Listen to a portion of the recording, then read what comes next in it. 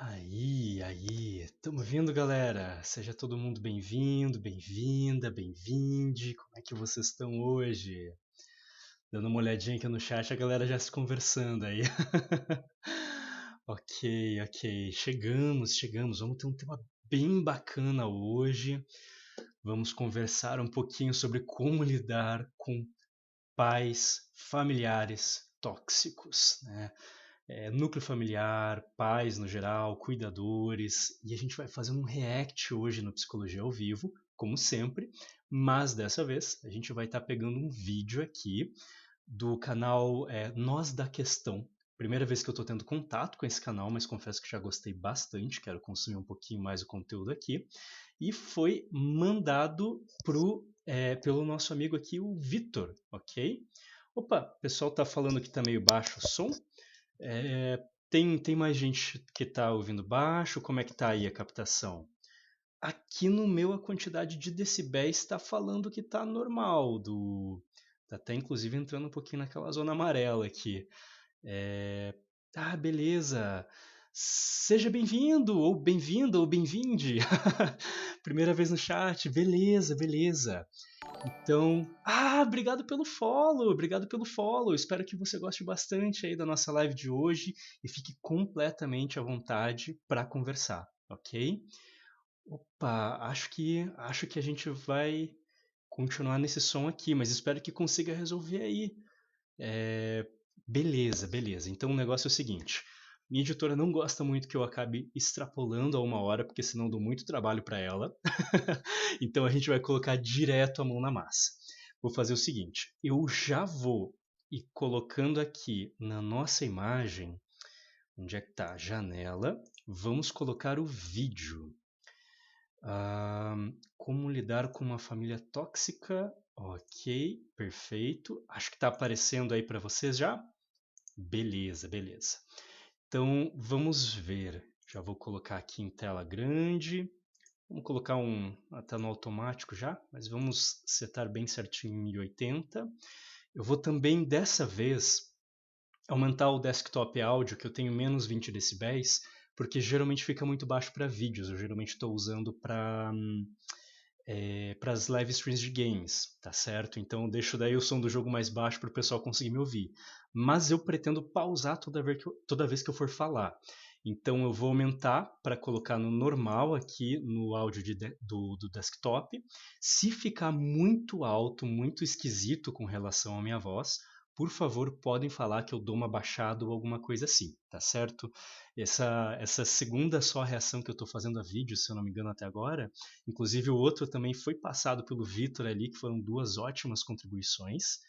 E vamos nessa. O vídeo tem 16 minutos, mas com toda certeza eu tenho bastante comentário para fazer. Dei uma olhadinha já com antecedência para ver se é tranquilo o vídeo, né? Gostei muito do que foi falado, mas tenho vários pontos que eu quero comentar também. Mas fiquem à vontade para mandarem coisas aí, que logo que eu for. Beleza. F no chat com toda certeza pro fone aí.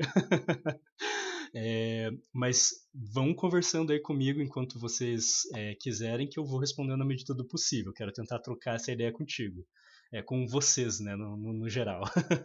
Bora lá. Vamos ver se o som tá bom e vamos indo. Aqui tá no máximo também. Vamos nessa. Há famílias que são maravilhosas. Para algumas pessoas, a família é uma verdadeira referência, um modelo, um exemplo a ser seguido. Mas para muitas outras, a família é um calvário que ela tem que arrastar durante muito tempo. Por quê? Porque existem as boas famílias, mas existem também aquelas famílias tóxicas. E quando eu estou no meio de uma família tóxica?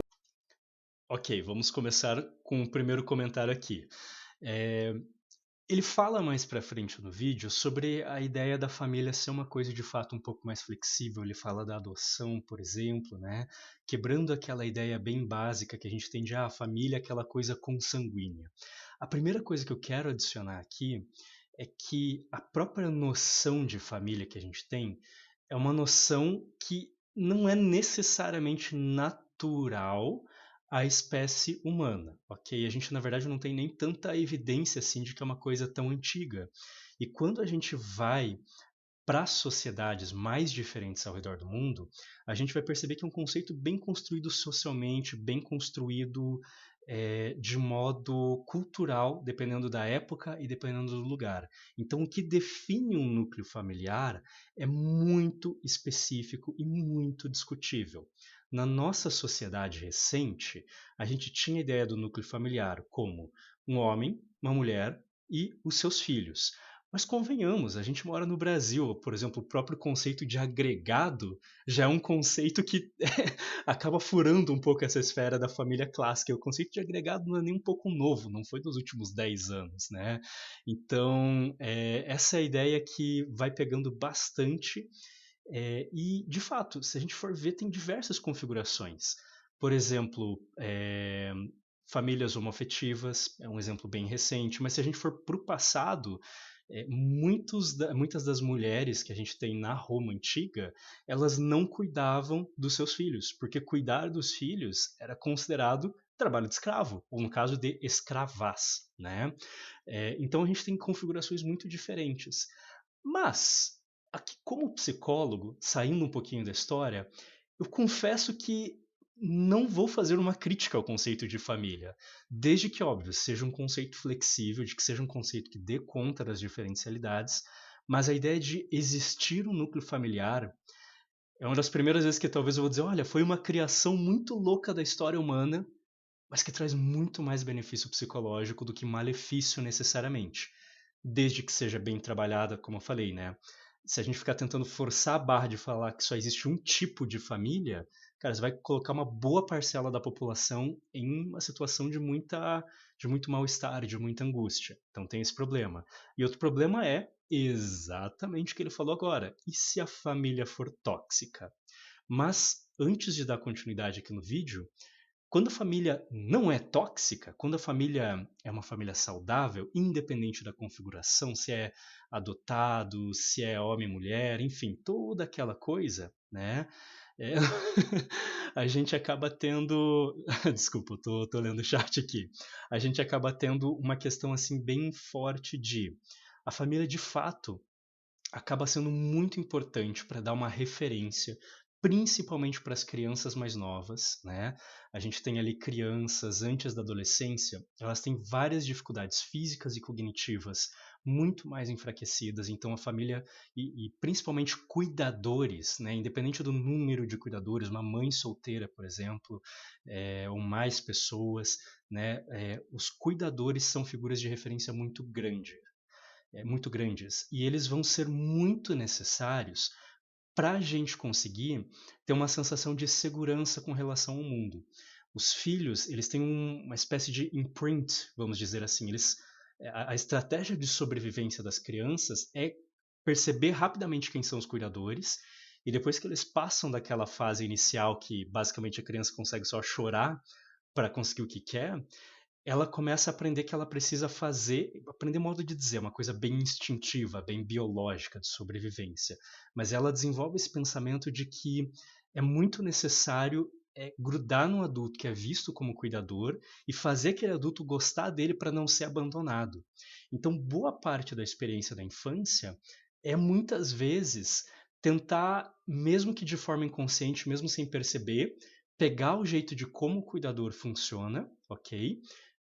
Para fazer com que o cuidador goste de você, para você não ser abandonado, para você conseguir lidar com a tua sobrevivência, porque você sabe que você não vai sobreviver sozinho. De novo, quando eu digo você sabe, de um nível até bem instintivo.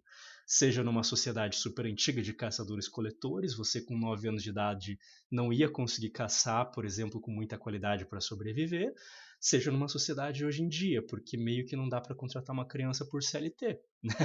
Então você não vai conseguir ser o ganha-pão da sua família, teoricamente, né?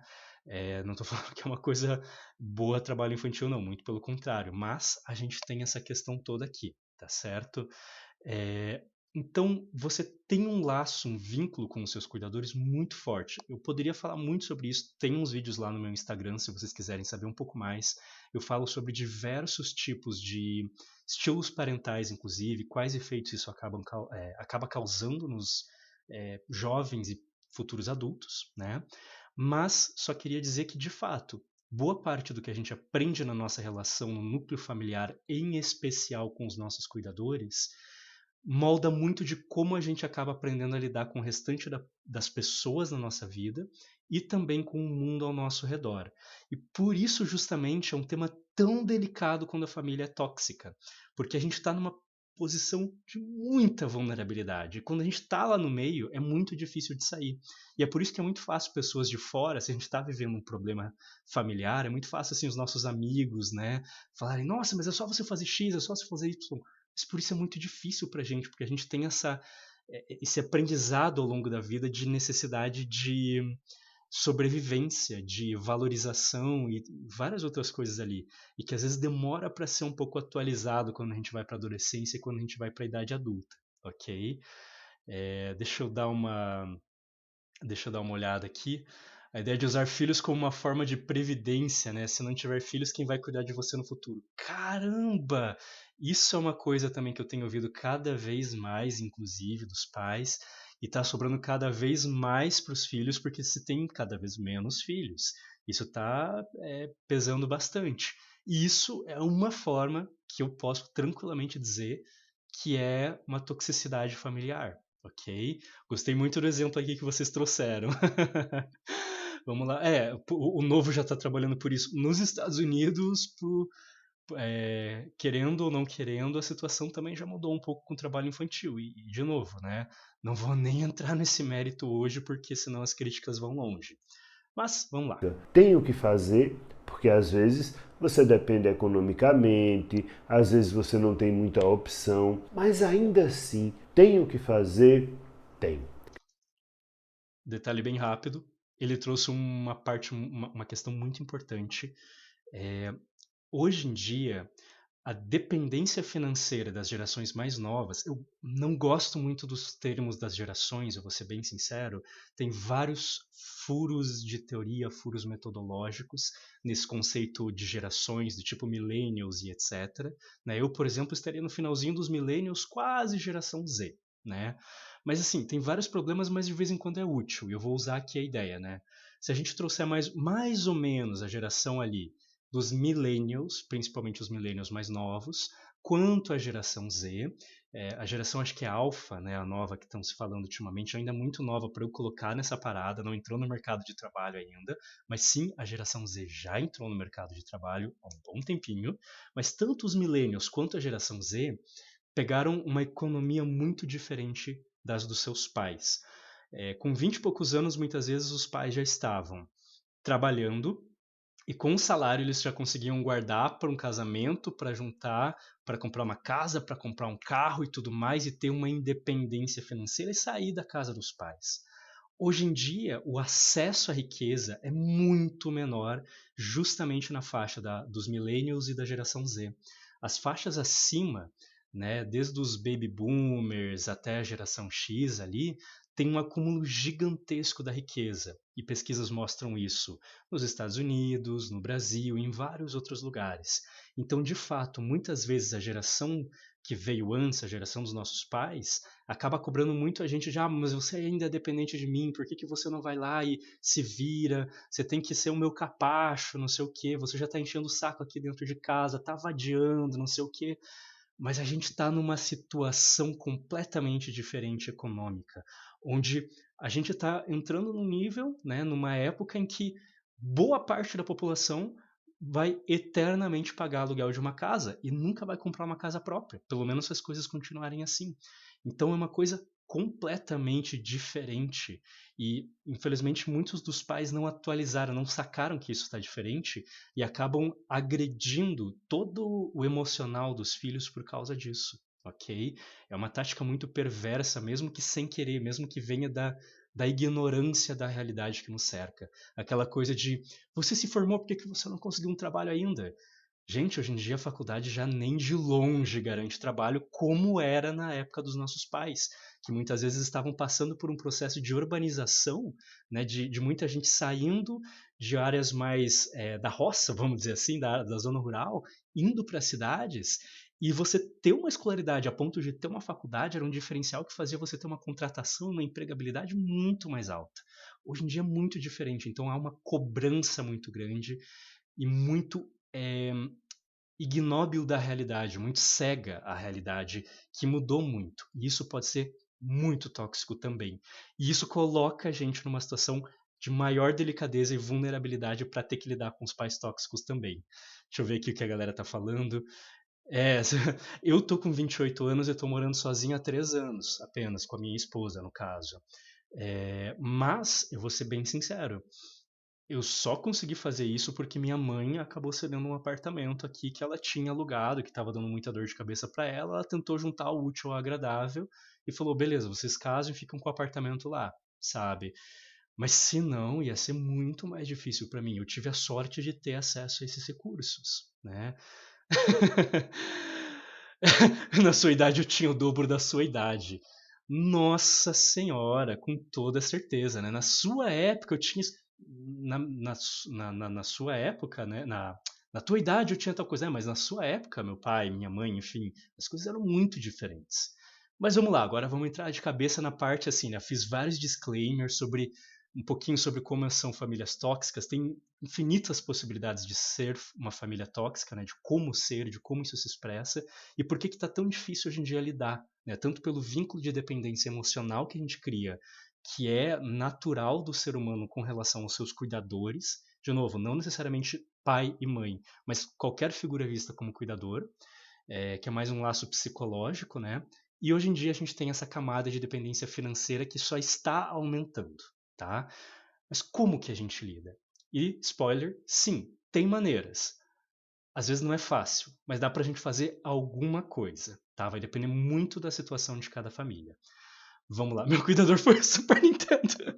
Amei essa. Vamos Quer lá. saber como? Eu sou Marco Lacerda, psicólogo, e esse é mais um Nós da Questão. Vamos junto! Seja bem-vindo, bem-vindo ou bem-vinde. Ai, mas é seu pai e sua A mãe, a gente vai falar família disso. deveria ser um lugar de acolhimento, de suporte, quase assim o segundo útero, não é verdade? Só que há famílias que são lugares de manipulação, de disputa, de rivalidade, de puxada de tapete, às vezes por um ou outro membro da família, às vezes pelos membros mais importantes da família, como papai, mamãe, irmãos. Pois é. E aí isso traz muito sofrimento. Eu já fiz muitos vídeos aqui nesse canal sobre como identificar pessoas manipuladoras, sobre manipulador passivo-agressivo. Você vai encontrar o link aqui e depois você assiste a alguns desses vídeos que você vai entender melhor sobre essa dinâmica narcisista, perversa. Mas eu agora estou falando de uma coisa muito específica. Família. E nem sempre eu tenho idade ou eu tenho condições econômicas de me livrar dessa família que só me bota para baixo, só me desqualifica, só destrói minha autoestima. E aí? Quando eu estiver no seio dessa família tóxica, o que é que eu vou poder fazer? A primeira coisa que vem à cabeça é: eu não posso fazer nada porque eu não posso mudar minha família. Eles são como são. Para, bebê! Para. Porque a questão não é mudar o mundo. Eu não posso mesmo mudar o mundo, não. Pode ser que eu esteja numa situação arrodeado de coisas muito ruins. A questão não é mudar o mundo, é mudar a forma como eu lido com este mundo. É a única coisa que eu tenho poder. É sobre o que eu... Aqui eu acho que talvez tenha sido o único momento de todo o vídeo, ok, em que eu claramente discordei dele. Assim, mas com toda certeza discordei dele aqui. Aqui talvez eu traga um pouquinho do bom e velho materialismo histórico dialético, um pouquinho da boa e velha dialética hegeliana, mas que é tão importante aqui dentro da psicologia. Há uma linha muito grande de psicólogos em várias abordagens que tem esse tipo de pensamento. Eu não posso mudar o mundo, mas eu posso mudar a maneira como eu lido com o mundo. Sim, a gente pode criar novas técnicas e novas abordagens de como lidar com as coisas, sejam coisas práticas, coisas mentais. A gente pode fazer reestruturações cognitivas, que é uma coisa muito utilizada em várias abordagens, que é mudar a forma como você está enxergando alguma coisa. Com toda certeza, mudar como você lida com as coisas, em especial se você conseguiu ser guiado por um psicólogo, um profissional adequado da saúde mental para fazer isso, pode ser uma coisa muito boa. Mas eu acredito que sim, a gente em alguma medida pode mudar o mundo. A gente vai ter nós teremos diferentes espaços de ação. Alguns espaços são com toda certeza mais limitados, outros com toda certeza mais amplos, vai depender muito do nosso poder.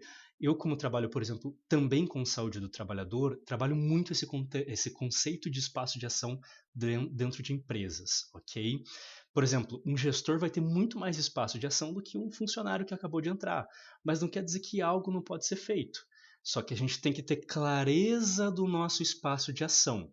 Eu acho que aqui o que ele falou foi uma generalização muito grosseira e muito simplista. Talvez ele mesmo não acredite no que ele falou, mas ele resumiu de uma maneira que a mensagem saiu errada. Não sei. Estou conhecendo ele pela primeira vez nesse vídeo. Mas sim, a gente tem sim espaços de ação, ok?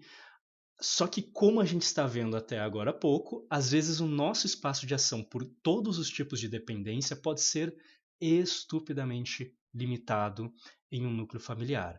Mas eu acredito sim que um trabalho do psicólogo, inclusive isso é uma coisa que eu faço direto com os meus pacientes, é sim conseguir mudar a realidade que o cerca. Nem que seja, por exemplo, um paciente que está tendo muita dificuldade de relações sociais. Não é apenas uma questão de mudar a forma que ele está vendo como que funciona a socialização dele, mas muitas vezes é ajudar ele a se afastar de algumas pessoas, encontrar outros grupos para mudar toda a rede de relações sociais dele. Isso faz toda a diferença. Às vezes, conversar com alguém, psicoeducar alguém, está mudando a realidade. Né? Senão, o meu trabalho não faria sentido. Eu psicoeduco direto os meus pacientes em sessão, ensino eles direto sobre como funciona a mente humana, como que está funcionando o comportamento dele, com o objetivo de ajudar ele a mudar isso. E se ele muda isso, eu mudei a realidade que me cerca de alguma maneira, não é? Então, esse foi o único ponto que eu fiquei bem assim, ok? Mas, de novo, talvez não seja tão importante para esse vídeo, porque a gente vai estar trabalhando com um espaço de ação bem limitado aqui no que a gente está conversando. Mas eu não queria deixar essa mensagem passar. Eu vi até que o pessoal deu uma discordada também dele no chat aqui muitas vezes. E sim, inclusive, tá lá no YouTube, vocês podem olhar no meu Linktree ali no perfil depois. Semana passada eu fiz, nesse mesmo horário, uma psicologia ao vivo falando sobre como o isolamento social muda o funcionamento químico do nosso cérebro e como que isso pode ser bastante complicado, ok? Ou seja, a realidade muda a gente. Se a gente consegue mudar a realidade, isso muda também. Toda forma, por exemplo, de lidar com como nome? A inibição, né, o controle comportamental ali de você conseguir ter disciplina, você depende muitas vezes de mudar o teu ambiente para conseguir exercer autodisciplina em segundo lugar, e não o contrário, ok? Então, discordo bastante dele nesse ponto, mas daí vamos seguindo, só deixa eu ver. Poxa, seja bem-vindo, bem-vinde ou bem-vinda aqui, com toda certeza. Opa, manda aí, manda aí. Quer um conselho? Pode falar com toda certeza. Não adianta arrumar outra maneira se os pais já têm uma imagem clara e definida do que é o certo. Verdade, a gente já vai falar sobre isso aí também. Nossa, o isolamento social é complicado mesmo. Mas sim, temos neuroplasticidade, ou seja, as adaptações que são feitas nas trilhas neuronais, nas conexões neuronais, para todos os lados. E a gente tem descoberto que é muito mais do que a gente pensava mesmo na idade adulta, através de várias pesquisas mais recentes. Mas vamos lá, agora continuando, vamos um pouco entrar nas dicas aqui que ele dá. Eu sinto é sobre o que eu faço, é sobre o meu comportamento. Talvez você nunca tenha encontrado uma solução, porque você fica tentando mudar seu pai, sua mãe, seu irmão, sua tia. Eles são o que são. Prestem, não prestem, sejam bons, não sejam, isto é irrelevante. A questão é Como é que eu vou lidar com esta minha realidade? Porque vamos... Perfeito. Muitas situações é muito difícil de mudar alguém. Eu, como psicólogo, sempre tenho o seguinte posicionamento: todo ser humano pode mudar, mas a chance disso acontecer depende muito de caso para caso, depende do histórico da pessoa, depende do contexto em que ela está inserido ou inserida, os fatores que estão ao redor dela, aos quais essa pessoa está exposta, fatores que vão facilitar ou dificultar uma mudança, questões biológicas, questões de nascimento, questão de treinamento, de aprendizado, né? Os próprios valores que ela foi desenvolvendo ao longo da vida. Então, assim, você tem uma série de coisas que é necessário ser levada em consideração, ok? Sendo que algumas vezes a mudança, se a gente conseguisse quantificar de uma maneira matemática ou algo assim, a gente pode dizer assim: essa pessoa tem sim chance de mudar. Ela sempre pode mudar e pode ter um comportamento melhor. Mas a chance é, às vezes, muito menor do que 1%, do que 0,1%. E aí a questão eu sempre gosto de falar para os pacientes, tem muita gente que me pergunta, meus pacientes, pessoal online, mas será que a pessoa pode mudar? Será que isso? Será que aquilo? Opa, obrigado pelo follow, obrigado mesmo. E assim, né, às vezes a pessoa pergunta, será que a pessoa pode mudar? E a pessoa já vem com a expectativa de, se ela mudar ou não vai depender como eu vou lidar com a situação, se eu vou continuar com o meu namorado, se eu vou sair da casa, né, vou acabar com o casamento que eu tenho com a minha esposa ou não. E eu sempre falo, a questão não é se a pessoa pode ou não mudar. A questão é a relação entre a chance de ela mudar, que a gente sempre vai conseguir quantificar meio por cima, porque é bem difícil de definir isso, e qual é o esforço que você vai ter que fazer, o sacrifício, o risco que você vai ter que ter até essa pessoa conseguir mudar. E ver a relação entre as duas coisas, se vale a pena ou não por aquela pequena chance de mudança. E eu vou estar considerando isso aqui. O restante da conversa vai ser nesse sentido, nessa vibe, assim, né? Ele está falando, nunca vai poder mudar, nunca vai poder mudar. Eu vou estar considerando nessa linguagem. Vamos considerar que seus pais, irmãos, cuidadores, enfim, são pessoas que, de fato, têm uma chance muito baixa de mudar e você pode fazer um esforço estratosférico que você sozinho ou sozinha não vai conseguir mudar aquela pessoa, porque tem muita coisa contra, precisaria de ajuda de outras coisas que não vão acontecer facilmente, ou às vezes você até conseguiria, mas é um custo que iria te destruir. Ou seja, somando tudo, fazendo cálculo, você fica muito no negativo, e aí a gente chega na situação de não vale a pena, né? Esse cálculo é muito necessário de a gente fazer, certo? Deixa eu dar uma olhadinha aqui. O que o pessoal tá falando? Ok. O cérebro do seu pai já é cristalizado. Cristalização, rigidez, esse tipo de coisa. E olha só, mano, deixei uma mina da hora muito chateada comigo. Não dei valor pra ela, fui atrás dela, ela tava muito brava comigo. O que vocês me aconselham a fazer? Puxa, olha só, sei que eu tô abrindo um parênteses aqui, mas a galera tá falando no chat, e isso sempre é muito bem-vindo. Sempre que você deixa uma pessoa chateada, se você vai atrás dessa pessoa, é importante você pensar o que você falou, né? Se você percebeu que foi alguma coisa negativa que você fez e você realmente está arrependido ou arrependida, uma das melhores coisas é genuinamente demonstrar isso, demonstrar essa vulnerabilidade. Mas infelizmente, se você fez isso e a pessoa não gostou mesmo assim, talvez a melhor coisa que você possa fazer nesse momento seja deixar a pessoa esfriar um pouco a cabeça, porque você não pode controlar o comportamento de uma outra pessoa, que é exatamente o que a gente estava conversando aqui agora, né? Se a pessoa acabar decidindo nunca mais dar uma chance para você, infelizmente vai chegar num ponto que não tem realmente o que você fazer. Então, às vezes, esperar a poeira baixar um pouco e depois, se a pessoa demonstrar alguma abertura, entrar em contato com ela, talvez seja uma boa ideia. Sei que é uma ideiazinha bem simples aqui, que a gente apareceu aqui no chat, mas vamos lá então. Espero que tenha ajudado pelo menos um pouco. Mas vamos lá, qualquer coisa manda mais coisa aí, tá? Vamos seguir aqui. Aprender o seguinte logo de saída: não adianta ficar dizendo o mundo não me deu, o mundo não me dá. O mundo não dá mesmo não, muitas vezes não dá. Agora, Com o que eu tenho dado pelo mundo, o que é que eu posso fazer com isso? Tem um lado um pouquinho invalidante no que ele falou que eu não concordo muito, que é a questão de. é, a gente pode se sentir mal quando o mundo maltrata a gente, pelo amor de Deus. A gente pode gritar, a gente pode falar, socar um travesseiro, a gente pode chorar pros amigos, tá tudo bem, é uma forma de lidar também.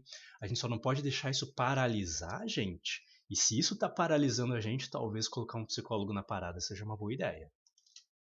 Com relação a famílias tóxicas, a gente vai seguir alguns passos que vai lhe ajudar exatamente nessa administração, nessa mudança da sua forma de lidar com essa dinâmica. Então, primeira coisa é o seguinte: comece a praticar o desapego. Desapego é o contrário de vínculo. Sabe por que muitas pessoas sofrem com a família tóxica ou com membros desta família tóxica? Porque, no fundo, elas amam esse membro da família ou elas amam esta família e elas querem transformar essa família, que era o que eu estava falando agora há pouco. Não vai. Então, você vai ter que começar a praticar o desapego.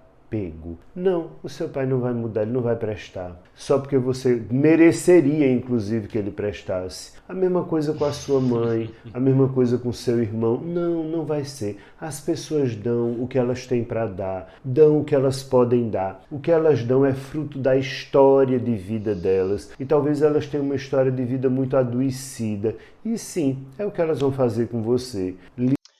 Tem muitas linhas da psicologia que partem da seguinte ideia. Eu já vou comentar com vocês a ideia geral do que eu acho desse praticar o desapego dele. Mas esse último ponto que ele falou, eu acho muito bem colocado. Tem várias linhas da psicologia que acabam pensando na seguinte ideia, assim. A pessoa, né, um indivíduo, um ser humano ali, ele está sempre fazendo o melhor com o que lhe foi dado. E às vezes o melhor de uma pessoa é muito ruim para nós, ok? Isso não anula o fato de que ela está nos machucando, não é uma passação de pano para o outro, mas ajuda a gente a ter perspectiva. Esse às vezes é o melhor que a pessoa pode fazer mesmo. Às vezes ela tem um transtorno mental, às vezes ela tem uma história familiar que aquele é o melhor, e tá tão cristalizado que, como a gente falou, a gente mesmo com grande esforço sozinho às vezes não vai conseguir tancar e mudar aquilo que a pessoa é naquele momento. Precisa de um esforço muito maior de toda a realidade em volta daquela pessoa para ter uma pequena chance de que aquela pessoa, às vezes nosso pai, às vezes nossa mãe mude, ok? Então isso é bem interessante. E isso que ele está falando é uma técnica bem interessante que a gente pode chamar de, como é o nome mesmo? Desesperança criativa. Eu acredito que esse seja o nome, que é uma técnica, uma intervenção psicológica de falar. É, perdão aqui pela sinceridade, mas já estou na merda mesmo, ok? Então eu vou nadar de braçada, né? Essa situação de quer saber, a situação já está muito ruim. A situação já está muito ruim e tudo mais, então muito pior não vai ficar. Então eu vou ter que trabalhar a partir disso. É também uma forma de reestruturação cognitiva, uma forma de mudar a tua visão sobre o que está acontecendo. Direto meus pacientes em terapia falam, Arthur, mas eu tenho medo de ficar pior ainda, eu tenho medo de que a tal coisa aconteça, eu tenho medo da situação. Tem situações que eu morro de dar risada com os meus pacientes, que a pessoa fala, Arthur, eu tenho medo que as coisas fiquem ruins. Eu olho para a cara da pessoa e fala assim, como que isso vai ficar ruim? Olha para tua situação no momento, sabe? E a gente olha um para a cara do outro e começa a dar risada porque é real. É real. A pessoa se toca, caramba, minha situação já é péssima. Na verdade, se ficar pior ainda, é, sei lá, é menos do que 1% pior. Né? Então, o ganho que eu tenho de ter essa desesperança criativa é a gente se livrar de algumas amarras, entre aspas, que, com toda certeza, podem estar de maneira disfuncional segurando alguns comportamentos nossos, ok? Então isso é bem interessante de um ponto de vista psicológico. É uma coisa que, de novo, recomendo um psicólogo para fazer um manejo para ajudar a pessoa a ter esse insight, essa ideia, ok? É... tô dando uma olhada aqui. Eu também posso falar que não sei o quanto de experiência cada pessoa aqui do chat tem, mas eu posso falar tranquilamente que eu tenho uma boa experiência com isso de um nível bem pessoal aqui. Eu tô expert em lidar com famílias complicadas, tanto clinicamente, mas muito na minha vida pessoal também. Então vamos lá. Eu vou deixar ele terminar de falar essa primeira ideia do praticar o desapego, daí eu acho que eu vou voltar na ideia do desapego como um todo.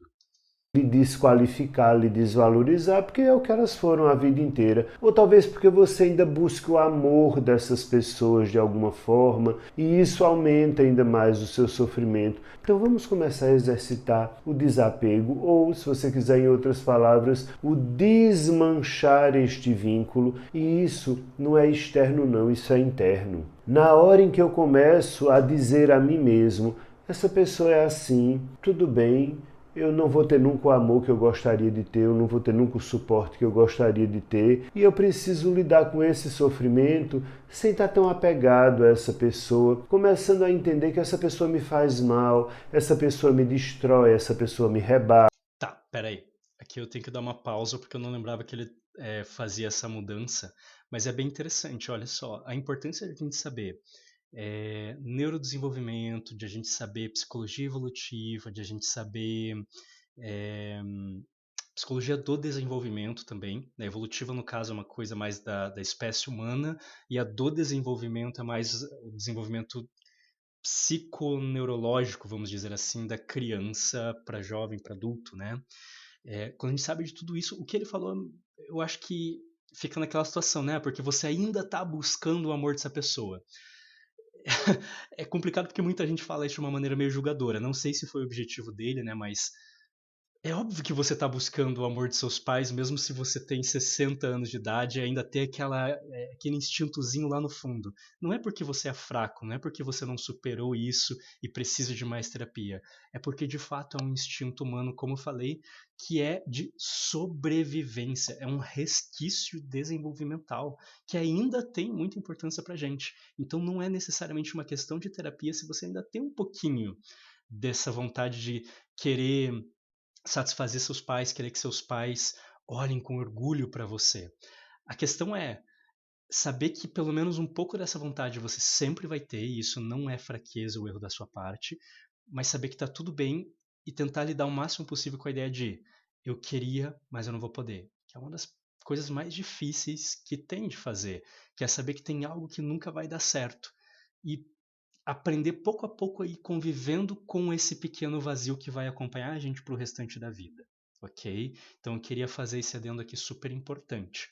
E isso que ele falou de fato, né? Uma mudança aqui da forma que você acaba vendo a situação e exercendo é, essa desesperança criativa, né? Então vamos lá. Acha. E por mais que eu ame essa pessoa, não dá. Eu preciso me desvincular. Eu preciso me desapegar internamente. Se eu puder externamente, ótimo. Se eu não puder, internamente. Porque o internamente é o que conta. Senão você vai morar em outra casa e continua vinculado internamente, sofrendo do mesmo jeito. Vamos começar a exercitar o desapego dessas pessoas que deveriam ser suporte para você, mas que não são. E uma das formas de praticar esse desapego é reformulando as mensagens que você recebeu. Perfeito, perfeito. Aqui a gente tem um ponto bem importante que é o seguinte: é o que vocês estavam falando nos comentários agora há pouco, né? Pai é pai, mãe é mãe, mas ele é seu pai, mas ele é sua mãe, mas é a sua avó, é seu tio, é isso, é aquilo. Mas, gente, a quantidade de pessoas que eu já atendi em terapia, que eu conheço ao meu redor, assim como amizade, que os pais, as mães, os familiares foram pessoas horríveis, abandonaram, agrediram, abusaram, atormentaram, fizeram tudo possível de errado. Então, assim, a gente pegar essas ideias hegemônicas, ou seja, essas ideias que valem socialmente, que são as mais consideradas como corretas, e a gente perceber que elas não são necessariamente saudáveis, é uma coisa muito difícil de se fazer. E a gente precisa de coisas que ele vai falar ali para frente também para conseguir dar conta disso, ok? Às vezes um psicólogo, mas às vezes rede de apoio, ok? Mas a gente já vai falar sobre a rede de apoio porque ele vai entrar nesse ponto também. É, e a gente quebrar essas ideias assim de você deve para os seus pais ou algo assim. Eu vou dar a conclusão que eu cheguei depois de tantos anos, pensando tanto de maneira pessoal quanto de maneira profissional sobre essa questão. Eu acho que a forma mais saudável de ver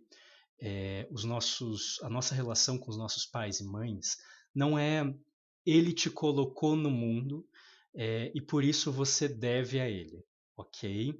Ele criou você, do tipo, ele não te abandonou, ela não te abandonou, além de ter te colocado no mundo, né? Além de ter te gestado por 9 meses, ela também criou você. Sua mãe criou, cuidou de você, gastou dinheiro, gastou tempo, então você está devendo para ela, né? Como foi falado ali, eu já ouvi da minha família, tá? É, a gente cuidou de você quando você era mais novo, você vai cuidar de mim quando eu for mais velho. Ok? Então é uma obrigação sua, do tipo, como vocês falaram, né? Um plano de previdência privado diferenciado aqui, né? É, e aí isso acaba complicando bastante porque vira essa câmara de eco em que a gente acha que isso é realidade.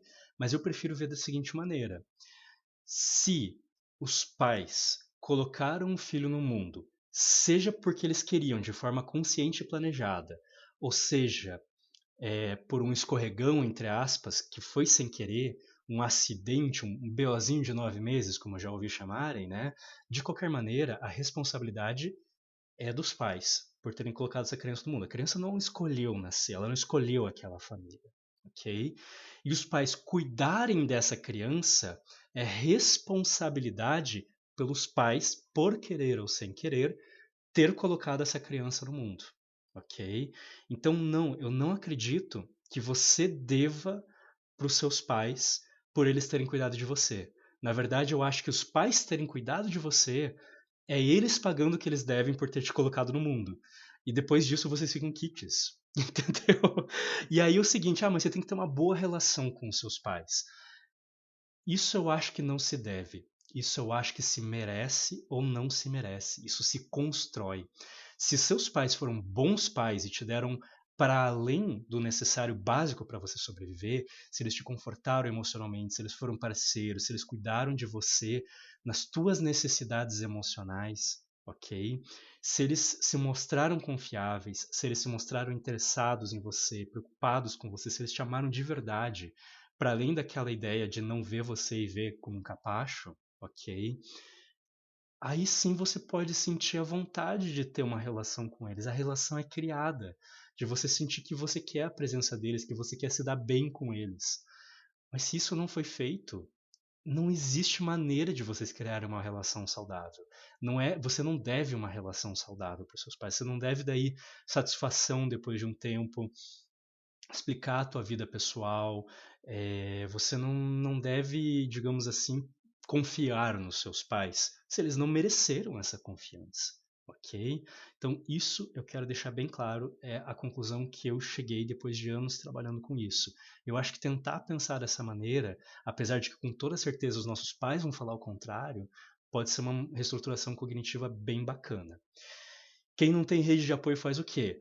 A minha principal dica é: se você não tem rede de apoio e se você não tem muito dinheiro para conseguir ter uma independência financeira, a melhor coisa que eu posso te orientar é buscar psicoterapia. Seja com um psicólogo particular ou seja buscando pelo SUS, se você não tiver condição. Talvez seja a melhor opção que você tem quando você tem zero condições para lidar com essa situação. Um psicólogo minimamente de qualidade pode ser o refúgio de tudo isso e uma forma de você conseguir aprender a lidar com essas coisas, a criar outras maneiras de lidar com os escassos recursos que você tem. Essa, infelizmente, seria a solução final, não solução final, mas o recurso final que você poderia utilizar, ok? Então vamos seguir um pouquinho mais, que ele está quase fechando, se eu não me engano, essa primeira ideia dele aqui. Porque você recebe o tempo inteiro mensagens negativas de uma família tóxica. E você pode começar a dizer: não, essas mensagens não são corretas. Essas mensagens falam muito mais da doença deles do que de mim. Isso é uma forma de ir se desvinculando. O segundo. Beleza, ok. Então, esse é o último que eu vou comentar sobre essa primeira parte. Depois eu juro que eu vou comentar menos, porque aí eu acho que eu já assino muito mais embaixo das coisas que ele falou. Gostei muito do que ele falou ali no final. De fato, um dos exemplos que uma coisa de terapia pode fazer é, se a gente consegue entender, por exemplo, o estilo parental que os nossos pais têm, e eles têm, por exemplo, um estilo autoritário, que são aqueles pais que cobram, cobram, cobram, mas eles dão ali a questão, sei lá, financeira, comida, casa, segurança física, mas eles não dão afeto, ou eles atrelam afeto à cobrança. Você só recebe um parabéns se você tirar a nota máxima do colégio. Se você tira a nota mínima, você pode apanhar, você pode ficar de castigo, eles podem ignorar você e não demonstrar nenhum amor, em vez de falar, tá tudo bem, às vezes acontece. Mas o que aconteceu? Vamos tentar ver, vamos tentar melhorar o que aconteceu aí, né? Por que você foi mal? A gente pode te ajudar de alguma maneira? Você está passando por alguma dificuldade? Acontece, nem todo mundo é bom o tempo inteiro, mas vamos tentar melhorar isso. A gente está aqui para te ajudar, né? Não, eles vão parentalidade mais afeto com condição, exato. É bem essa coisa. Se estudasse, tirava 10. Nossa Senhora, com toda certeza. É bem essa coisa de atrelar a ideias que eles têm de como eles acham que é certo viver o mundo, né? Não faça isso, faça aquilo. É uma questão de valores deles, né? E se a gente viveu muito com pais autoritários, é muito comum que a gente, sem querer, acabe entendendo que as outras pessoas nos amam à medida que a gente satisfaz elas. Aquela questão que a gente acaba virando meio que um people pleaser, aquela pessoa que quer deixar todo mundo feliz, coloca todo mundo em primeiro lugar e sente que o meu valor não está em quem eu sou, está no que eu faço pelas pessoas.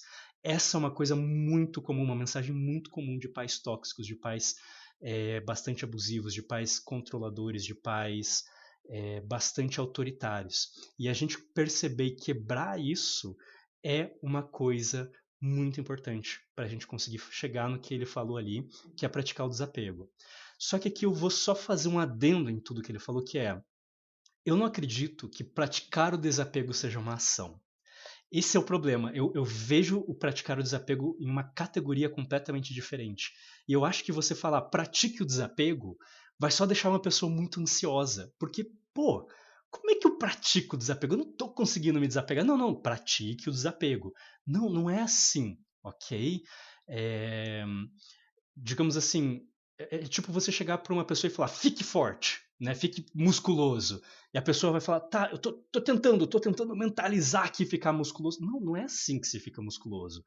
Como é que você fica musculoso? Você vai lá treinar, você vai puxar peso e tudo mais. Ficar musculoso é o resultado de você fazer exercícios físicos. Então, o que eu acho que é o mais saudável dizer aqui ter desapego não é algo que você faz, é o resultado de outras coisas que você faz. Uma das coisas eu falei bastante agora, que é você fazer reestruturações cognitivas. Um psicólogo pode te ajudar com isso, mas ele só vai te levar até metade do caminho, geralmente. Você realmente vai para outra metade do caminho quando você cria uma rede de apoio, porque o cognitivo é 50% da questão. Você ter outras opções ali também, até relacionais, é os outros 50%. Mas a gente vai falar disso no final. Então, resumindo, a minha ideia é: não pratique o desapego. Busque o desapego como resultado ao fazer reestruturações cognitivas, ao mudar a forma de pensar algumas coisas, mesmo com a ajuda de um profissional, e busque uma rede de apoio saudável. Isso vai te levar ao desapego. Agora, se você pensar assim, eu preciso praticar o desapego, você só vai ficar se autocobrando por não estar conseguindo fazer, ok? Mas vamos lá. Bora. Ponto. Limite o contato.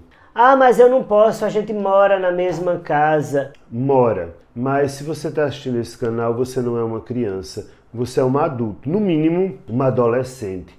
Então, comece a limitar o contato. Eu não preciso ter dinheiro para limitar contato. Vou lhe dar um exemplo bem simples. Eu tenho um paciente que hoje ela é um médico renomado, um médico importante, mas ele viveu o diabo com o pai dele, que era uma pessoa extremamente tóxica. E ele era uma pessoa que queria vencer na vida. Ele vinha de uma família humilde, mas ele queria vencer. Sabe o que é que ele fazia? Ele se trancava no quarto para estudar, porque ele queria passar no vestibular de medicina, ele queria fazer a faculdade dele. Eu vou colocar um pouquinho só mais rápido, em 1.25, só para dar um pouquinho melhor de tempo, que eu vi que eu me diverti demais aqui falando com vocês, ok? Fiquem à vontade para continuar falando, tá? Só estou preocupado um pouco com o horário, provavelmente a gente vai passar um pouquinho de 1 hora. Ai, minha diretora vai brigar comigo. Sabe o que é que o pai dele fazia? O pai começava a esmurrar a porta do quarto dele. Sai daí, vagabundo! Vá-se embora limpar a casa, vá fazer não sei o quê. Ele não tinha sossego. Isso é o mínimo que ele passou. O que é que ele passou a fazer? Ele passou a estudar fora de casa. Ele ia para uma biblioteca pública e passava a maior parte do tempo dele dentro de uma biblioteca pública, tendo ele um espaço em casa onde seria mais confortável para ele estudar. Às vezes, quando a biblioteca pública estava fechada, porque era feriado, porque era final de semana, porque era alguma coisa, sabe o que ele fazia? Ele ia estudar embaixo de uma árvore, numa praça que tinha algumas quadras da casa dele. Ele se sentava embaixo de uma árvore, com os livros dele, com os apontamentos dele, e lá ele estudava. Ou seja, foi fácil? Foi não. Mas hoje ele é um grande médico e ele diminuiu o contato. Então sempre dá para diminuir o contato de alguma forma. Agora, observe o exemplo que eu dei. Para diminuir o contato, ele perdeu o conforto. O problema é que às vezes você quer manter o conforto e para isso não diminui o contato. Então observe, ele era dependente financeiro da família, mas ele conseguiu reduzir drasticamente o contato com a família dele. E aí você diz, bom, mas por que é que eu não faço? Você não faz porque você não quer perder o conforto. Porque ele perdeu muito do conforto dele ao fazer isso. Ficar sentado embaixo de uma árvore, numa praça, estudando, de fato é perder o conforto. Isso eu estou dando um exemplo de muitas coisas que ele fez. Porque aí exige sacrifício, não é? Exige. Mas aí você escolhe, bebê, a toxicidade de quem está o tempo inteiro lhe atacando, ou você perde o seu conforto e vai construir algo para você. Porque esse rapaz que eu dei o exemplo, ele perdeu muito do conforto dele para trabalhar o futuro e a liberdade e a independência dele. Faça isso. Diminua o contato na medida do possível. Sempre dá para diminuir o contato. Sempre dá. Concordo com 90% do que ele falou, ok? Não vou nem adicionar muito, não vou adicionar nada, na verdade, dos 90% que eu concordo, mas eu discordo muito do jeito como ele falou as coisas no final. E ó, o que eu vou dizer? Eu já fugi de casa várias vezes quando eu era adolescente, tá? Já fugi de carro, assim, de bater a porta do carro, sair andando no meio de uma cidade que não era nem a que eu morava, porque eu acabei de ter uma briga com meu pai quando eu era adolescente. Quando eu estava no início da idade adulta, na faculdade, eu passei 1 ano e meio que eu briguei com a minha família. Eu também estava um pouco sob efeito ali de um namoro bastante complicado, bastante abusivo, ok? Que me levou um pouco para isso também. Mas eu tive uma briga com os meus pais e eu de fato fui morar em outra cidade, fui morar na capital, é, sem receber apoio financeiro deles, com pouquíssima grana. Tive que trabalhar fazendo faculdade de manhã e de tarde, porque era o FPR, era período integral. Fui trabalhando finais de semana como garçom por um período, porque eu demorei bastante para conseguir emprego. Daí fiz um esquema, né? Eu fiz taxa primeiro no restaurante, fiquei por alguns meses ali durante as minhas férias de final de ano, trabalhando na semana do Natal e tudo mais, contratado por fora, sem CLT, com um emprego muito ruim ali de garçom, que, cara, o chefe era muito horrível, a galera se aproveitava de todo mundo lá, era uma briga, era um ambiente muito tóxico. É, no final, eu tava morando numa kitnet bacana, mas no começo eu tava morando numa pensão. Uma pensão que, na verdade, a dona, depois eu descobri, quando a gente foi tirado de lá em uma semana, que a gente teve que achar outro lugar para morar, a dona não era nem exatamente dona do lugar. Ela tinha vendido o terreno e continuou morando lá ilegalmente, ok? Meu vizinho de porta, literalmente, me furtava para comprar substâncias ilícitas pesadas, ok? Era esse tipo de coisa. Eu convivia com um cara que, tipo, tinha acabado de sair da prisão porque tinha matado a esposa, né, naquele lugar. Era um lugar maravilhoso. Então, se eu posso dizer, sim, eu perdi muito o conforto para sair de perto da minha família. E eu não falo isso com nenhum pouco orgulho. Na verdade, em parte, eu até me arrependo da forma como eu fiz. Por isso que eu não gostei do tom moralista dele ali no final. Não é uma escolha simples. É muito comum que psicólogos, e eu torço para que seja o caso dele, acabem simplificando demais algumas ideias, ok? na hora de fazer um vídeo ou alguma coisa assim. O vídeo dele tem 16 minutos, eu acho que dava para ele passar com um pouquinho mais de calma essa ideia aqui. Mas eu acho que ele errou pesadamente no tom. Eu senti um moralismo meio grande ali. Sim, eu acho que está correto. Você, muitas vezes, na maior parte das vezes, eu acho que sim, tem alguma coisa que você pode fazer para tentar se distanciar. E essa distância é muito boa, porque você sai, nem que seja momentaneamente, da esfera de toxicidade. Como eu dei o exemplo agora há pouco. Mesmo que você precise ir para o SUS fazer um psicólogo ali, isso pode ser legal porque você respira um pouco. Se for um psicólogo legal, beleza, está um pouquinho longe de casa. Cara, isso é muito importante. Mas não é assim, é só uma questão de, de você perder o teu conforto. Tem muito dessa onda ultimamente, né, nas últimas décadas, de saia da zona de conforto o tempo inteiro. A zona de conforto é tipo uma zona proibida. Eu discordo completamente dessa ideia. E talvez tenha um pouquinho disso no tom dele. A zona de conforto, na verdade, é uma zona extremamente importante para nossa automanutenção. Ok? Então, é importante a gente sair da zona de conforto para explorar e voltar para a zona de conforto para fazer a manutenção. A gente só precisa achar um equilíbrio entre as duas coisas. Então, eu não acho que a mensagem que ele talvez sem querer passou no final de é sempre bom sair da toxicidade dos seus pais e para perdendo o desconforto, eu não acho que seja sempre uma resposta simples. Eu acho que tem que ser vista caso por caso, vendo o equilíbrio entre as duas coisas, porque a gente também não pode perder todo o desconforto. E, de novo, eu perdi muito conforto. Eu perdi muito conforto mesmo para fazer isso. E até certo ponto eu olho. Em partes valeu a pena, em algumas partes não valeu nem um pouco a pena. Eu queria ter sido um pouco mais equilibrado com relação a isso, ok? Então vamos lá. Eu passei a vida inteira procurando a zona de conforto, não o contrário. Caramba, entendo perfeitamente essa ideia. E por isso que eu falo, é importante sim zona de conforto. A gente só não quer ficar o tempo inteiro dentro da zona de conforto. Assim como também não faz sentido nenhum ficar o tempo inteiro fora da zona de conforto, né? E meus pêsames aí por isso. Espero que você consiga encontrar a sua zona de conforto com toda certeza. Vamos seguir um pouquinho mais aqui. Próximo ponto é aplicar a técnica da pedra. Nossa, mas o que é isso? Eu vou jogar pedra na minha família? Para, bebê!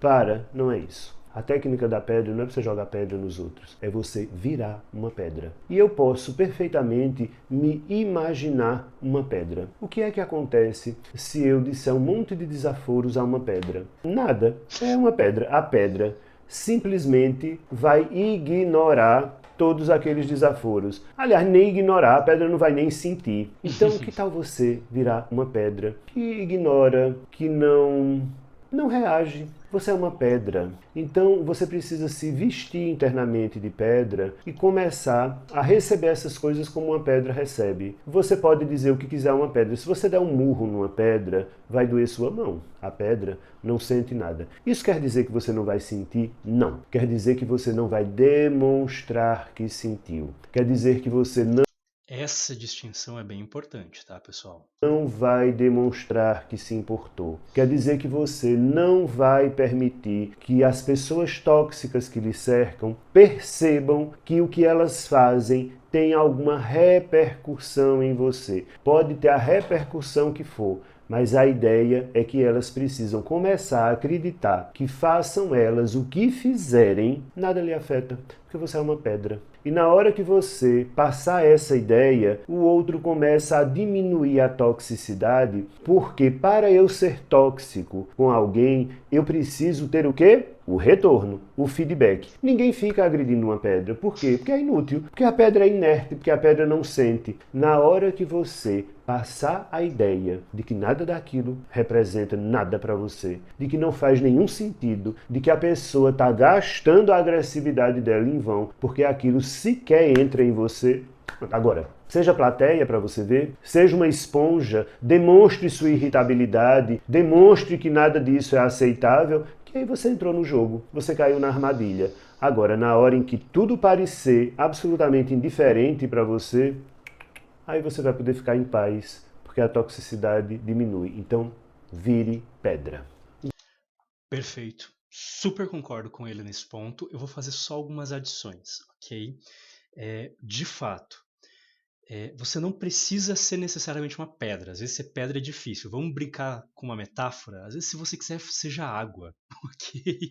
Vamos ficar na metáfora da pedra. Acho que é até um termo técnico, né, que o pessoal usa muito técnico entre aspas, né, na ideia de relacionamentos, até para relações abusivas conjugais e etc. Acho que é grey rock, né, pedra cinza, pedra cinzenta, alguma coisa assim. Mas então essa forma que ele falou é uma forma, com toda certeza.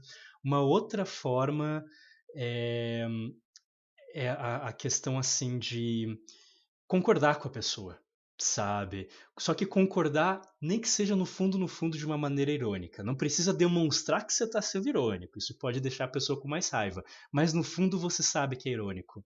Do tipo, teu pai tá falando assim, você não sabe fazer porcaria nenhuma, você é um lixo mesmo, não sei o quê. Você fala, pai, você tem razão. Eu sou um lixo, então vamos fazer o seguinte. Eu tô te dando muito trabalho, eu vou ali pro canto, não tem nem o que eu conversar com você, eu sou um lixo mesmo, sabe? Eu só tô perdendo o teu tempo, deixa eu ir lá pro meu quarto, que seja pra chorar, tá? Tô indo, não, não, você tem razão, tá? Você tem razão. Não, mas vai lá mesmo, isso aqui, não, tá certo, tchau, tô indo. Sabe, se desarma a pessoa, porque ele tá corretíssimo. Muita, mas muita gente, inclusive bullying de colégio, tá? Namoros abusivos e familiares tóxicos e abusivos, muitas vezes, eles estão. Isso vale para trabalho, isso vale para todos os lugares, né? O ignora e vai embora, né? Perfeito, pode ser também. Mas isso vale para muitas pessoas mesmo, em qualquer tipo de relação que tenha esse tipo de questão. As pessoas, muitas vezes, elas querem tretar com alguém. Elas querem arranjar problemas. E elas querem ver a outra pessoa se debatendo e tentando se defender. Porque lá no fundo, elas podem estar erradas.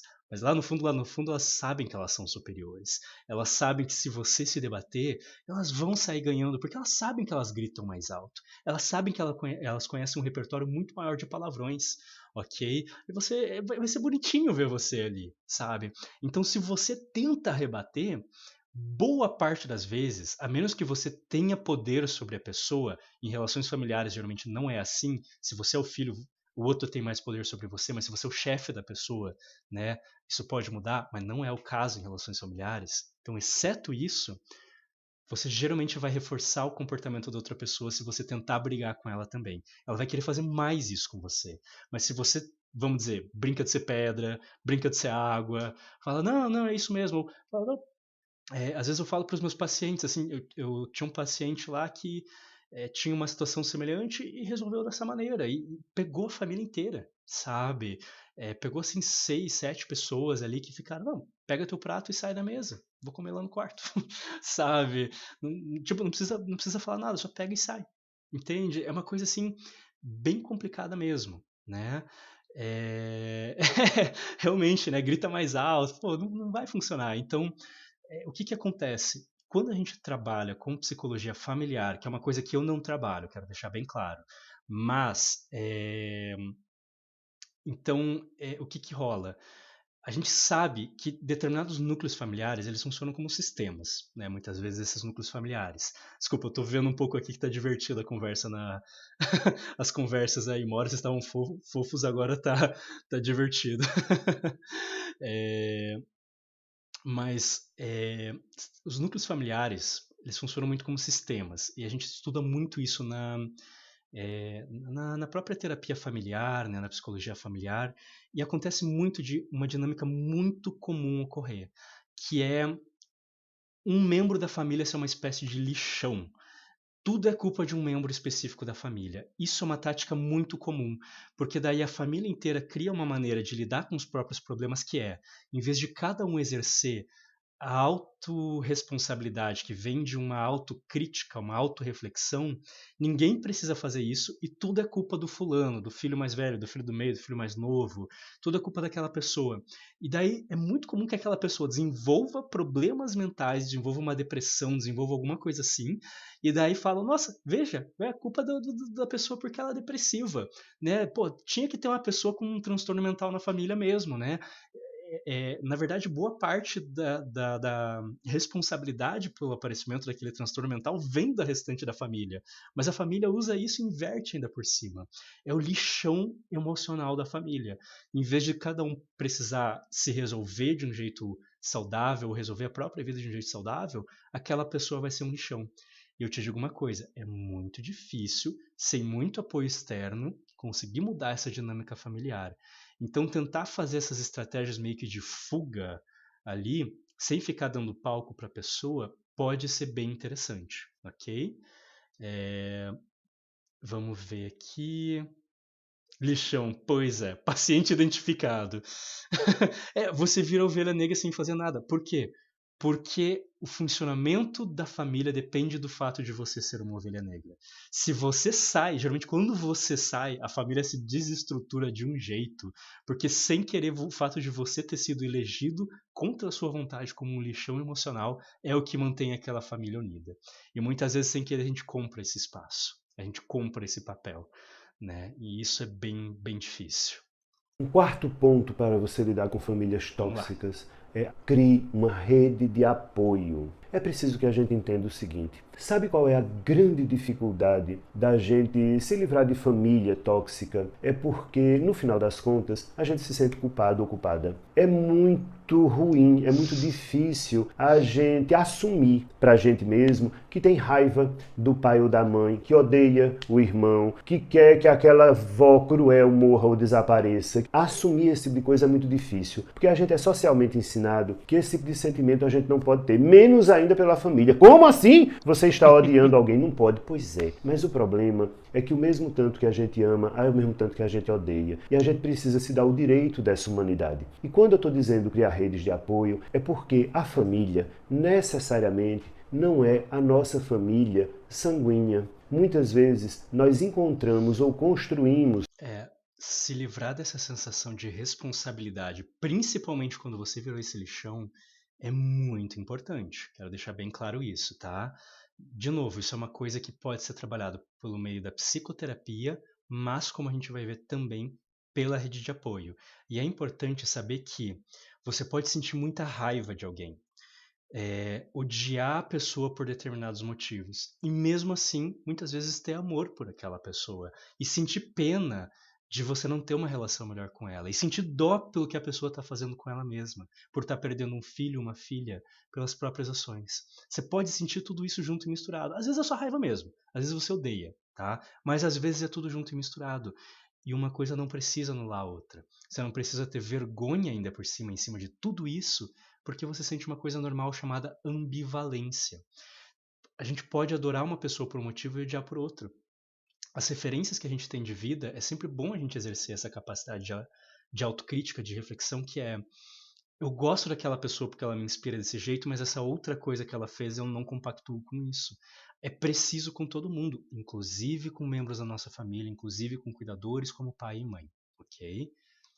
A nossa família do lado de fora, na vida. O paciente mesmo que eu dei o exemplo, que estudava embaixo da árvore quando as bibliotecas públicas estavam fechadas, ele encontrou no pai e na mãe de um grande amigo dele, o pai e a mãe que ele queria ter. E essas pessoas davam suporte a ele, ajudavam ele, amparavam ele, reforçavam ele positivamente, diziam: olha, não se importa, essa fase vai passar, um dia você vai vencer. E de fato ele venceu. Então, procura criar vínculos com pessoas que são nutritivas para você. Evita se tornar você também uma pessoa tóxica, porque quem nasce em uma família tóxica acaba se sentindo tão vítima da situação que vira tóxica também sem perceber, porque vira uma pessoa lamentosa, uma pessoa que se vitimiza, uma pessoa rancorosa. Não, ao invés disso, crie uma rede. Esse tóxica pode ser tanto tóxica imitando os pais, quanto tóxica de um outro jeito, como ele falou aqui. E isso pode com toda certeza ocorrer sim.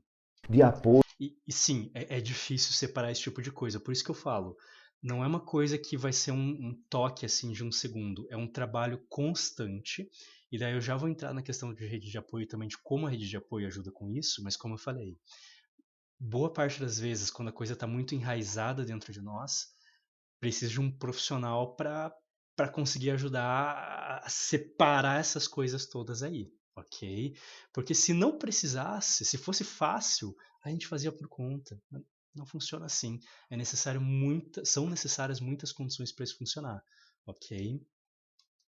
aonde você tenha pessoas que lhe nutram, que lhe reforcem positivamente e que lhe ajudem, no final das contas, a fazer o luto. Porque é um luto que você tem que fazer. O luto da família que você mereceria ter tido, mas nunca teve. E esse luto você só vai conseguir fazer com redes de apoio de pessoas que de fato gostem de você. E acredite, não é porque sua família não gosta, ou não é porque sua família não presta, que você não mereça ser uma pessoa amada, vitoriosa, gostada. Sim, você merece. A doença da sua família não é a sua doença, entende? É da sua família. Paciência. Eu não gosto muito do jeito que ele está usando a palavra doença. Eu entendo que tem um quê mais coloquial aqui da boca do povo, mas tecnicamente não faz muito sentido, mas não vou entrar nesse ponto agora. Mas é muito legal o que ele falou, né? Essa questão assim de. Como é que eu posso colocar isso? É, calma aí. Eu vou voltar aqui um segundinho só que ele estava Pessoas que lhe falando. nutram, que Opa, ao invés disso cria uma pessoa que se vitimiza, vira tóxica também sem perceber, porque vira uma pessoa lá se sentindo tão peraí. vítima da sua mente e que lhe Perdi até ajudem, no aqui. final das contas, a fazer o luto, porque é um Tá, o luto. Essa parte que ele tá falando sobre o luto, né?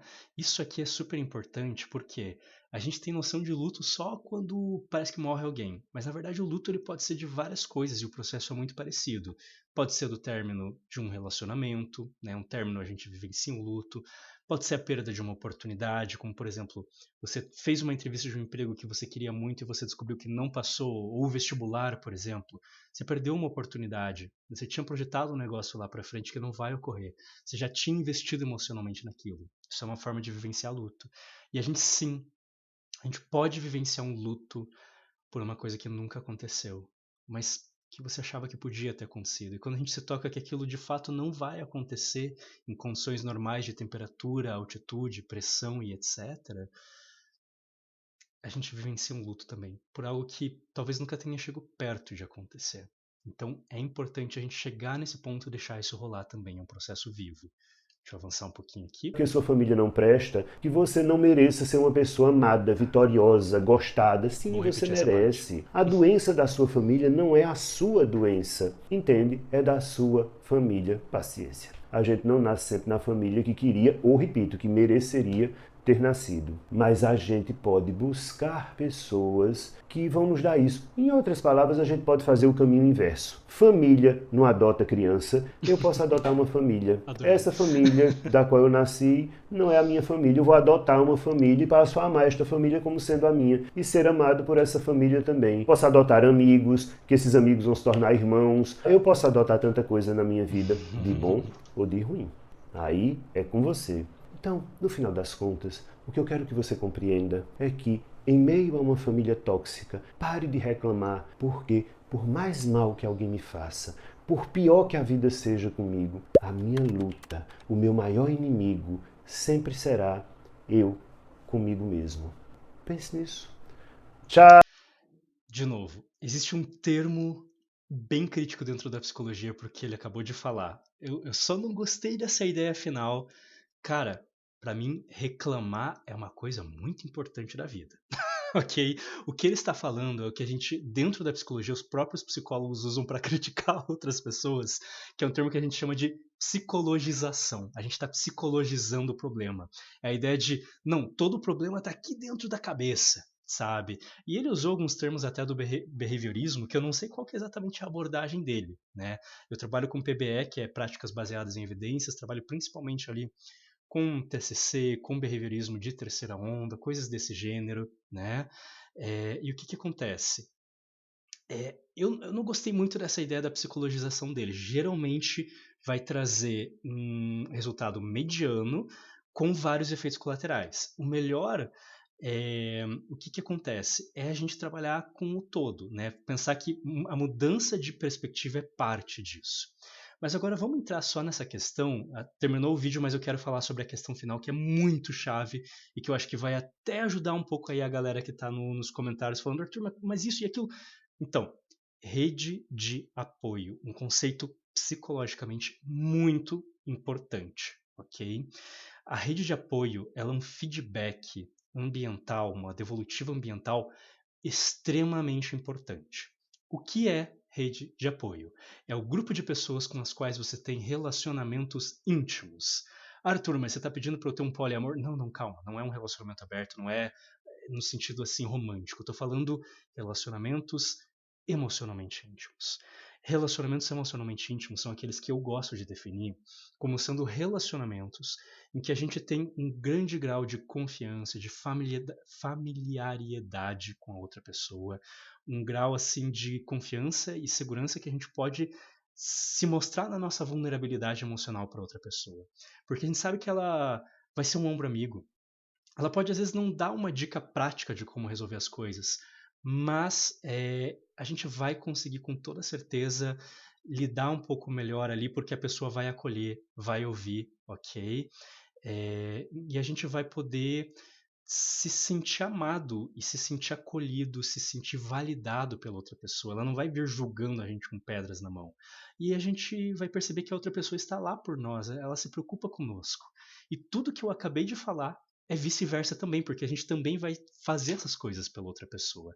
Né? E vários outros detalhes aqui, mas resumindo, isso é o que eu estou chamando de vídeo, de relacionamento emocionalmente íntimo.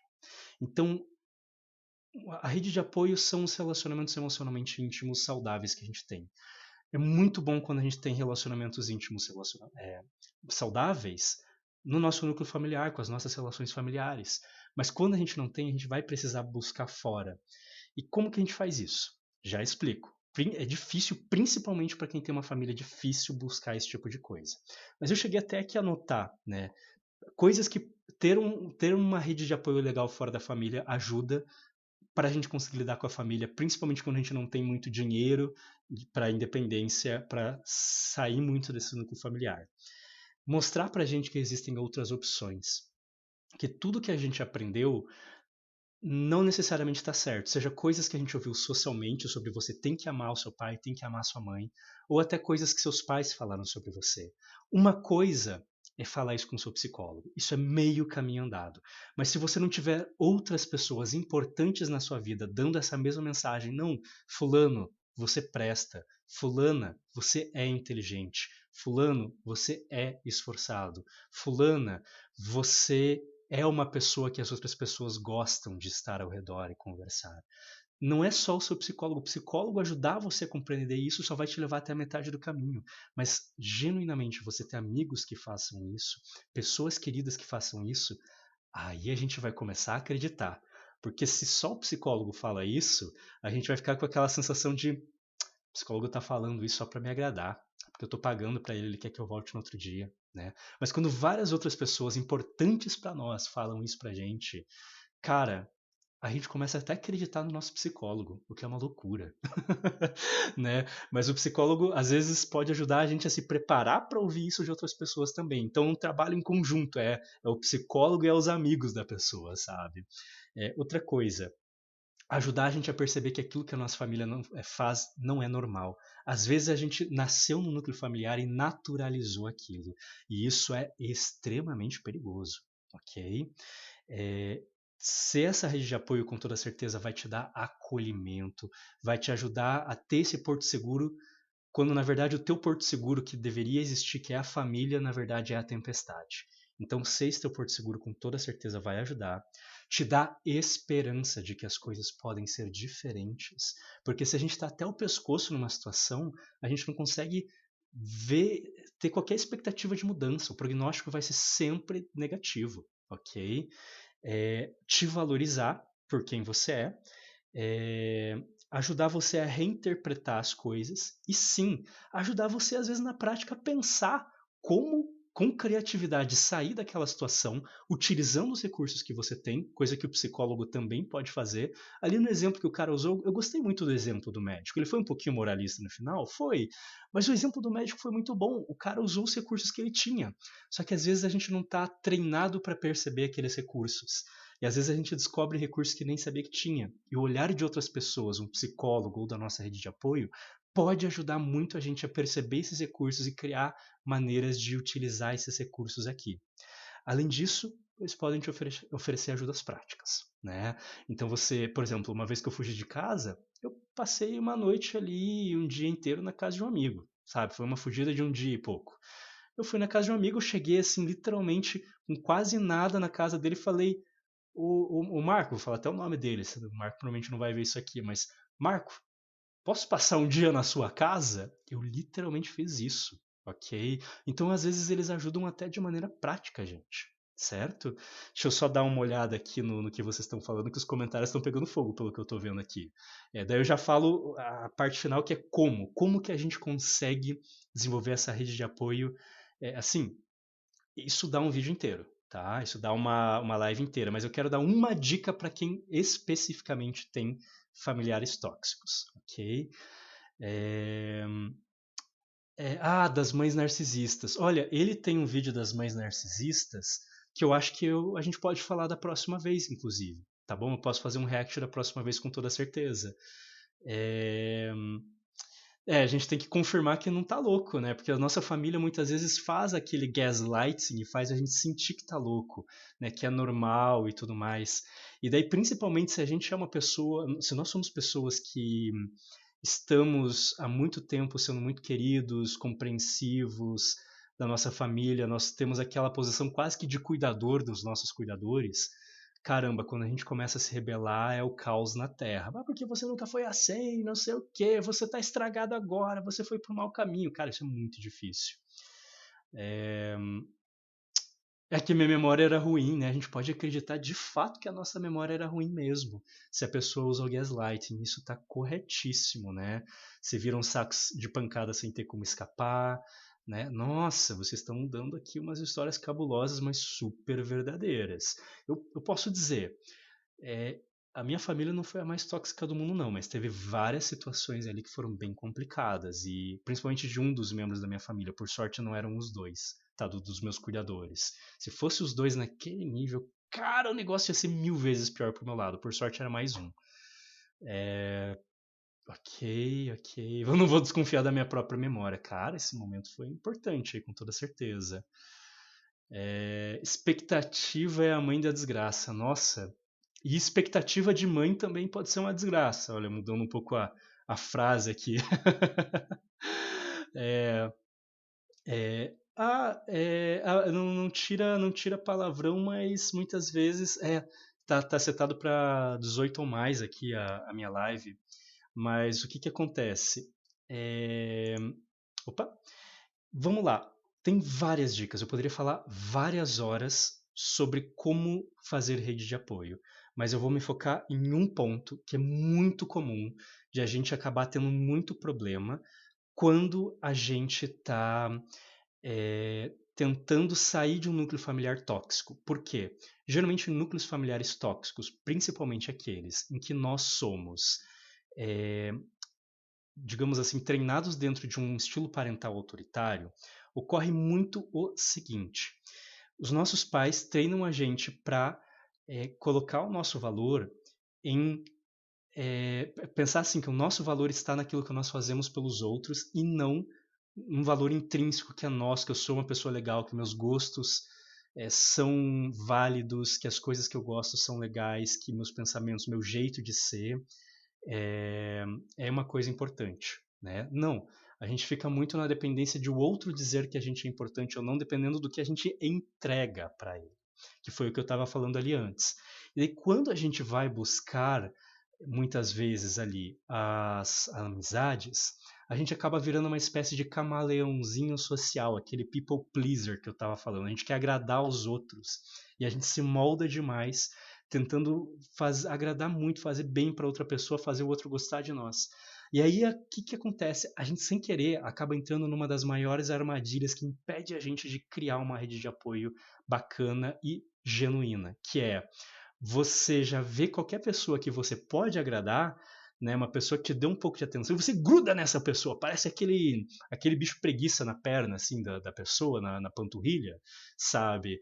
E aí é muito complicado, porque você gruda muito nas primeiras pessoas que acham que você sente que estão te dando qualquer tipo de atenção, e você se molda completamente para elas.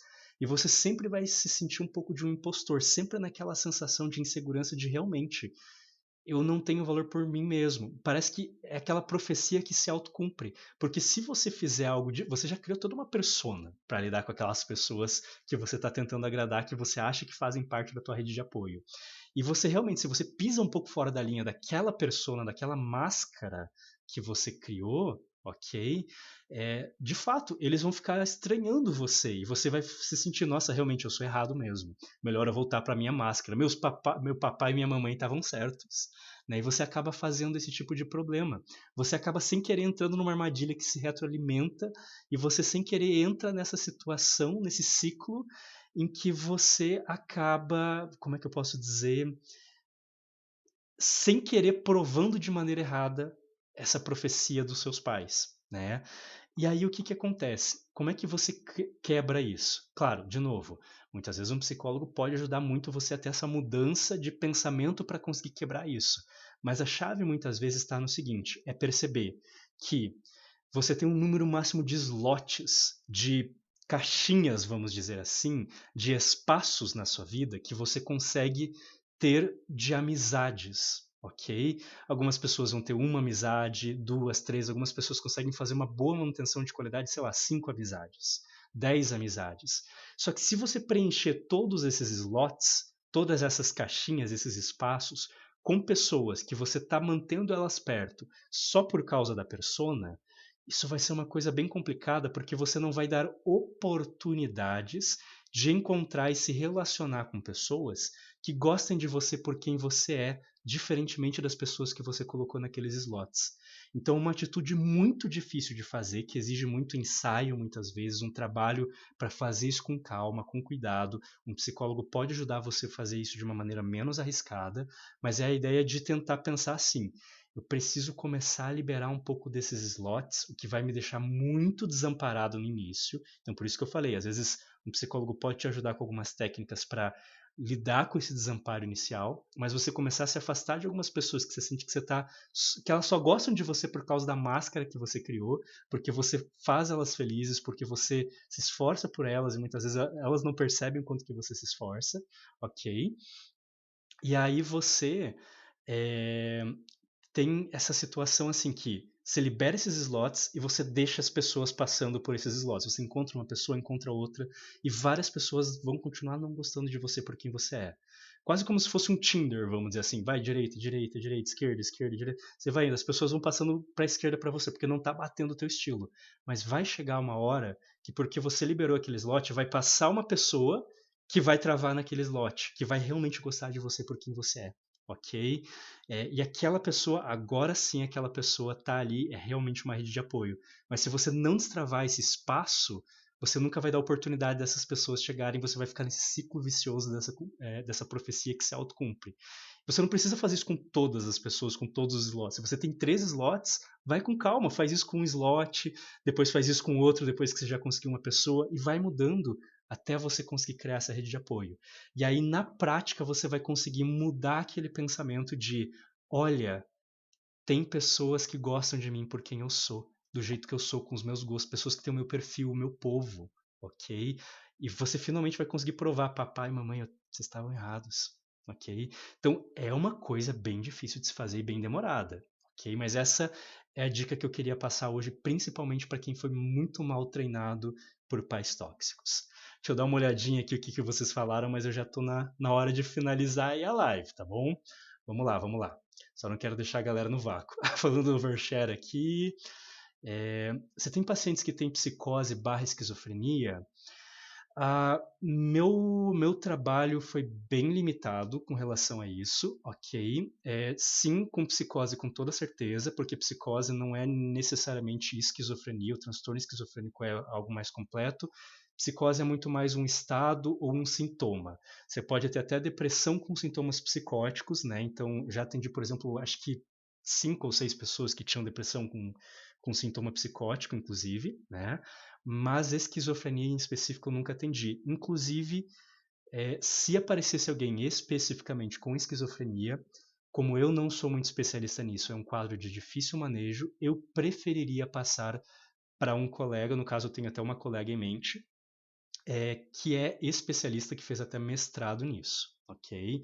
Se alguém quiser dica depois, indicação dessa pessoa, por favor, pode me mandar ali no direct do Instagram mais tarde, que eu passo com toda certeza, tá? Quem é que tem 10 amigos de verdade? Cara, estranhamente eu conheço algumas pessoas que têm. Tem pessoas que são bem extrovertidas, que conseguem ter bem mais energia social e tem um bandwidth, vamos dizer assim, uma largura de banda que tem uma capacidade de suportar mais amigos. Então, sim, tem algumas pessoas, mas eu confesso que a gente começa a chegar num nível cada vez mais de raridade quanto mais amigos. Não é impossível, mas é raro, tá? Normes não tem amigos de verdade. Ok. Tem caixinha sobrando aqui. Ah, beleza, beleza. Deixa eu só ver aqui. Beleza. Tem que largar as pessoas erradas. Você atende falantes de inglês? Olha, eu não conseguiria.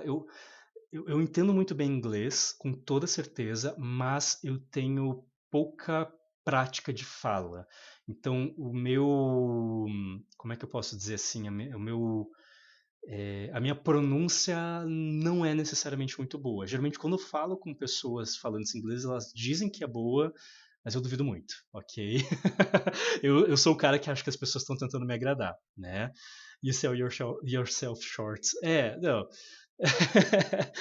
Mas talvez, mas eu não sei. Eu teria que ter bastante cuidado aí para fazer uma coisa dessas. Mas se eu conseguisse atender alguém em inglês, nossa, com toda certeza ia aumentar bastante o número de pessoas que eu conseguiria.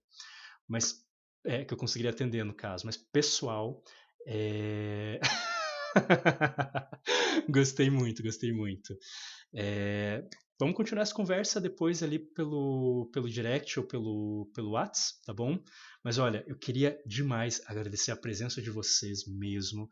Obrigado por todo mundo que assistiu. Vitor, obrigado por ter passado aqui esse, esse vídeo que foi maravilhoso. Com toda certeza eu coloquei vários asteriscos aqui, espero que não tenha te incomodado eu ter tido um certo diálogo com o apresentador aqui, mas foi super bacana, gostei demais. O vídeo em si é muito bom, tá certo? E eu quero agradecer muito por todo mundo que começou a me seguir, todo mundo que tá aqui, se pegou um pedaço, todo mundo que comentou, todo mundo que conversou, e mesmo quem assistiu aqui e não falou nada, agradeço demais.